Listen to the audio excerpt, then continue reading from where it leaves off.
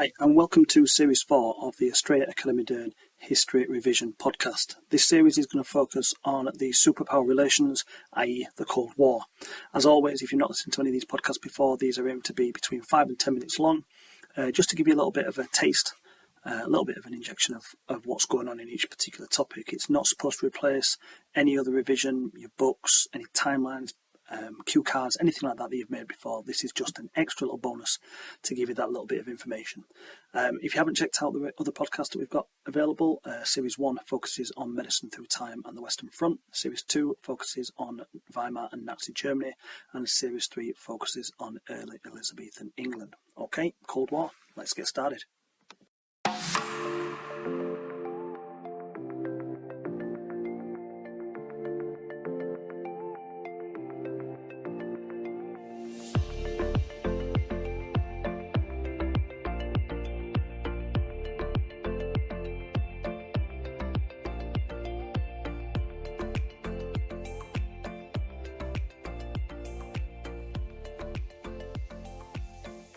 So this is episode 1, and this episode is going to focus on the key events for the Cold War in 1940s.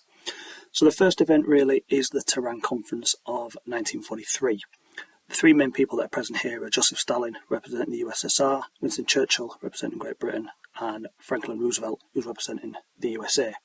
There are two key things that come out of the Tehran Conference, really. The first one is that the Soviet Union promises that they will invade Japan once the war in Europe is over, therefore helping America out with their war in the Pacific. The second thing is that they agree that when the war is over, Poland's border will move to the west, and so more land that was originally taken from the Soviet Union will be given back to Stalin. The key thing that comes out of the Tehran Conference is that both Britain and the USA are desperately trying to keep the Soviet Union on their side. This is a major butt-kissing exercise of Joseph Stalin, keeping him on side, keeping him on their team. We then move forward to February 1945, and we have the Yalta Conference. Same three people, Churchill, Roosevelt and Stalin, are present. And this is when they first discuss about how they're going to punish Germany. And the key thing that's going to come from this is that Germany will be split into 4 sections, each section run by a different member of the Allied team. The Soviet Union continue to say that they will invade Japan once the war in Europe is over. And the other major thing that comes here is that Poland will now fall under the Soviet Union's sphere of influence. So it will no longer be technically an independent nation, that the Soviet Union will have that major influence over how Poland is run. We then skip forward a few months, still in 1945, and we get the Potsdam Conference. Now we have a change in attendance. Now Roosevelt has died and Harry Truman has taken over, and Churchill is no longer Prime Minister of Great Britain, Clement Attlee is, but Stalin is still there. So Stalin is the only constant in all 3 of these conferences. Again, Germany has been agreed to split into 4, but now they have also agreed to split Berlin into 4, making sure the Soviet Union don't have full control over the capital city of Germany. The key thing that comes out of this final conference is that Truman doesn't need to kiss up to Stalin anymore. Truman's got the atomic bomb, and even though Stalin is aware of the bomb, and Truman is also aware that Stalin's aware, they both play this weird sort of cat and mouse game where neither will admit to each other what they know.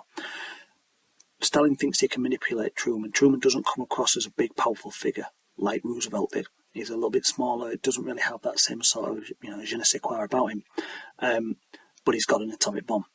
And so he comes into this conference a little bit more brash, a little bit more cocky, thinking, well, I don't have to appease Joseph Stalin anymore because I think I can take Japan on without the use of the Soviet Union anymore. So Stalin loses a little bit of power at Potsdam.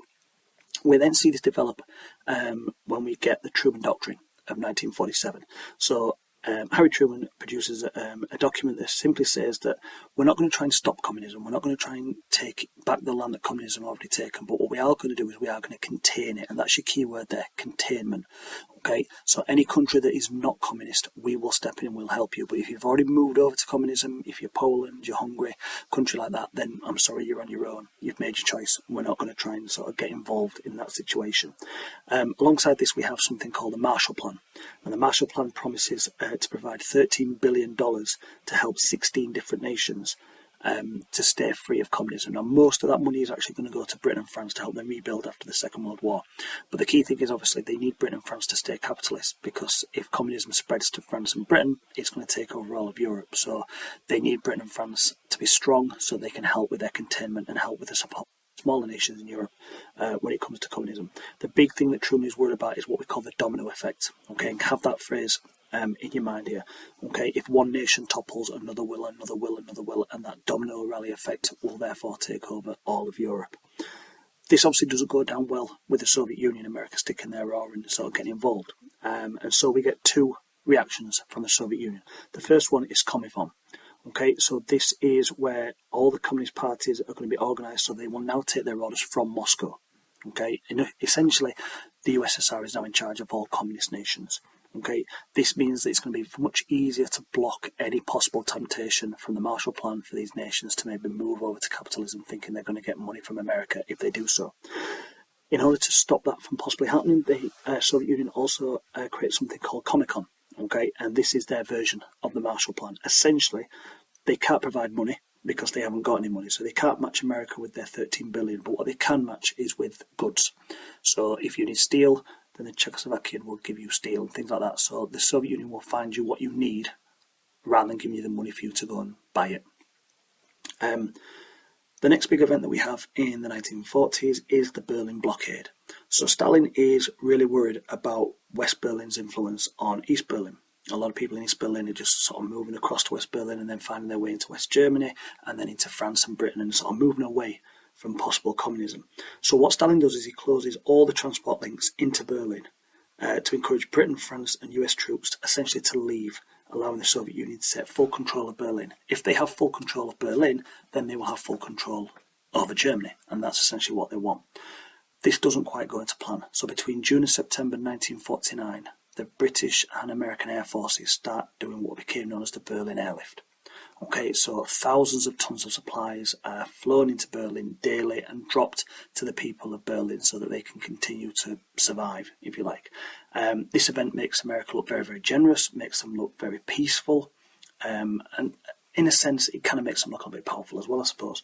It makes the Soviet Union look aggressive. It makes them look threatening that they are trying to force something like this onto the people of Berlin. They're trying to stop them from enjoying the quality of life that they feel that they should be allowed to enjoy. So in 1949, America is coming out looking like the good guy, looking like the hero. The Soviet Union are coming out looking like the villains, like the bad guys. In April 1949, the Western capitalist countries then formed an organisation known as NATO. I'll go into maybe a little bit more detail about NATO in the 1950s episode, in episode 2, as it really sort of kicks on in the 1950s. What you also see there as well is you see a reaction on this. Reaction doesn't come until May 1955, so again, I'll go into more detail in episode 2, but it's worth mentioning now that the Soviet Union do form their own version of NATO, and they call it the Warsaw Pact. This was their counter to NATO's possible threat, that they thought that if NATO do attack, then we've got something that we can hit them back with. So that's the 1940s. That's essentially all the major events that you need to know about it. If you've liked this episode, then keep an eye out for episode 2, where we'll look at the 1950s and then into the 60s, 70s, 80s in the next few episodes as well. Also, don't forget there are other series, Series 1 on medicine, Series 2 on Germany, and Series 3 on Elizabethan England. Keep revising, guys. Keep working hard. It is worth it in the end. Good luck, and I'll see you on the next episode.